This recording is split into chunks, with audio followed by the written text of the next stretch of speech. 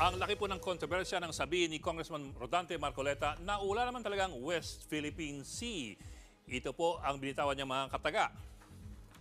Yun lang kasi napaka-emotional na issue ang mga pangyayari sa South China Sea at sa West Philippine Sea.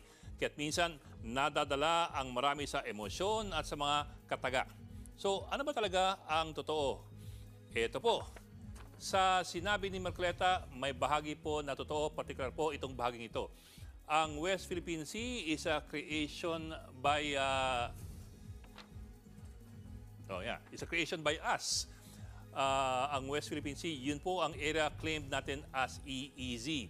Noong 16th century, tinawag po ito ng mga Portuges na China Sea o Mar de China dahil ito ang dagat papunta po ng China.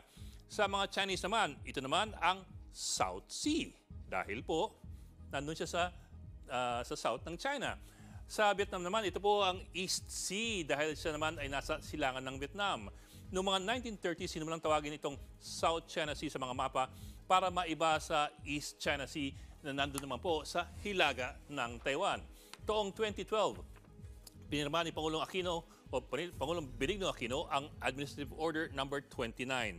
Sa ilalim po nito, ang maritime areas na sakop ng ating EEZ, yung Exclusive Economic Zone, ay binansagan niyang West Philippine Sea. Sa Section 5 ng AO, inuutusan ng lahat ng departamento at ahensya ng gobyerno na gamitin ang mga katagang West Philippine Sea.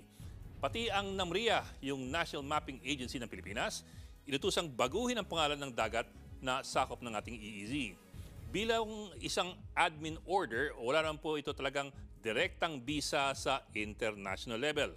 Internal lamang po ito at para sa mga ahensya ng gobyerno at pati sa ating mga nag-iimprenta ng mapa. Pero may dagdag po dyan. Sa Section 4, nakalagay na at the appropriate time, inaatasan ng DFA na isumiti po itong AO29 at ang bagong mapa ng Pilipinas sa UN at sa mga international bodies.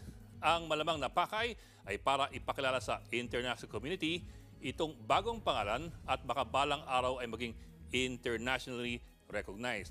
So, sino bang in charge sa mga pangalan ng karagatan?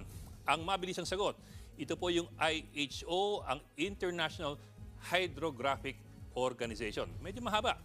At sari-saring UN agencies. Mahaba rin po ito.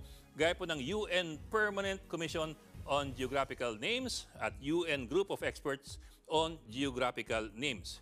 Yun lang, hindi po madali ang palit pangalan. Taong 1932, unang naglabas ang International Hydrographic Organization